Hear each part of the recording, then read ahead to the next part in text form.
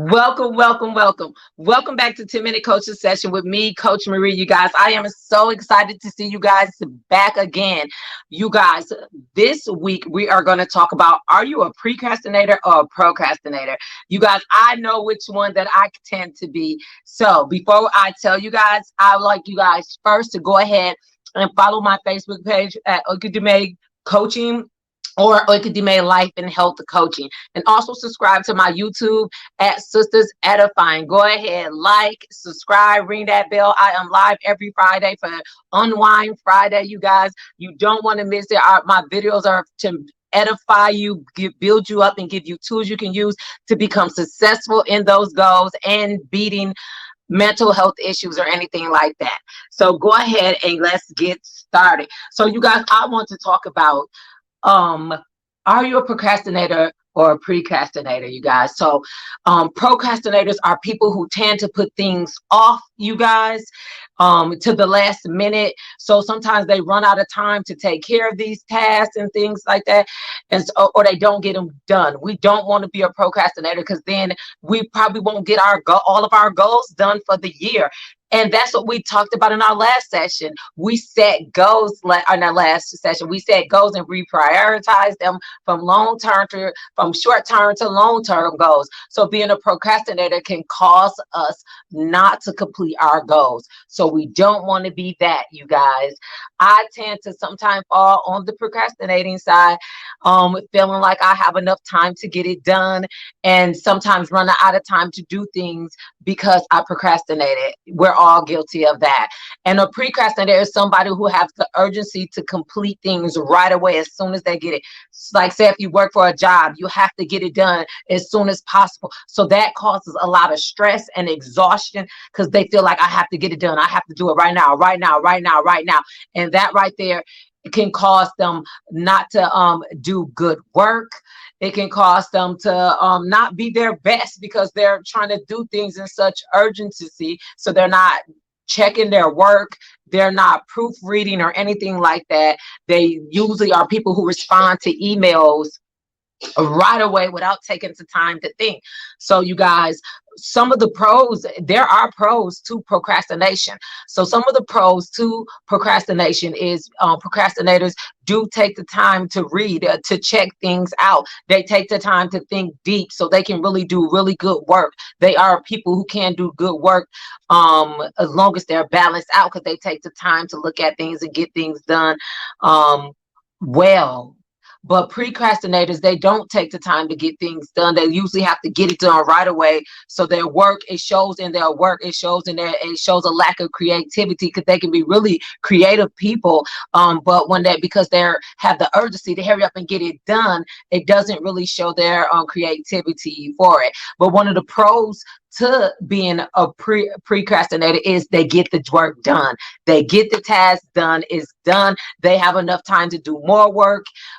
Even if they get it done, they have time to check over it because they got it done early. They can pre-check their work if they desire because they have got the task done right away, you guys. So what we want to do, we want to be balanced with precrastination and procrastination. We don't want to tip the scale procrastination or tip the scale precrastination. We want to be balanced. We want to be able to get the job done, be thoughtful about our work, take the time to think of our work and do it with excellence.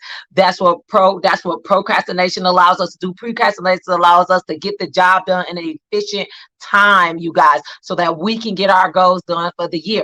But one thing I want to tell you is that procrastination does not mean that you're lazy. A lot of people think that, a procrastinator is a person that's lazy. It can mean laziness for some people. However, it can be from a lack of control. It can be from a fear of failure. That's why you could be procrastinating. It can just be a build-up of bad habits.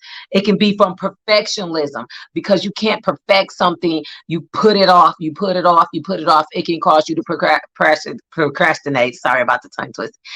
And then it can be a feeling of like work, just urgency of completing something at work. That urgency overwhelms you so that you begin to procrastinate on it because now you're confused on the requirements for it. So procrastination can be a confusion of requirements. It can come from negative self-talk. So we don't want to negative self-talk ourselves, because it can cause us to procrastinate, you know?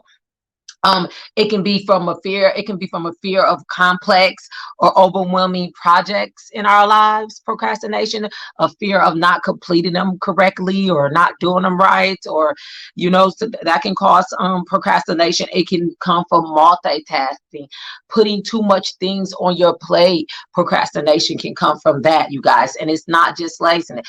Procrastination can come from, you guys, anxiety, having anxiety of having a fear of not getting this task done, feeling like it needs to be done right away, feeling like you might run out of time, even though you won't run out of time, getting it done right away.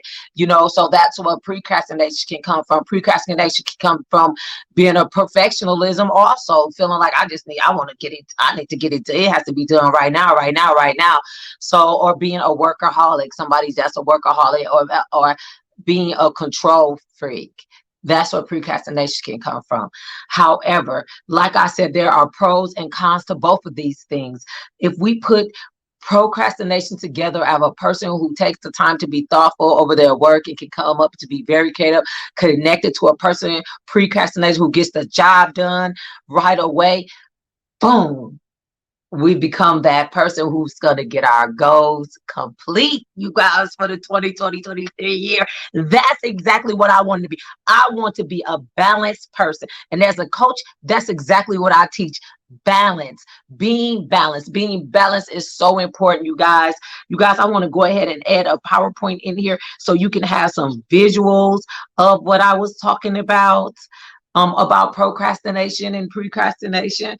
So on this visual, I'm going to go ahead and shrink myself in the corner right here. So as you guys can see on this little visual right here, you can guys see the smiley faces means that it's procrastination, and procrastination, as you see, it has a couple of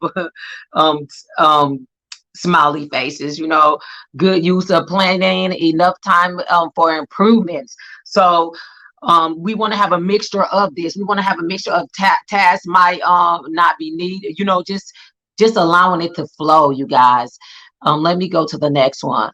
Oh no, I don't want to remove it. I didn't want to remove it, you guys. I want to go to the next slide.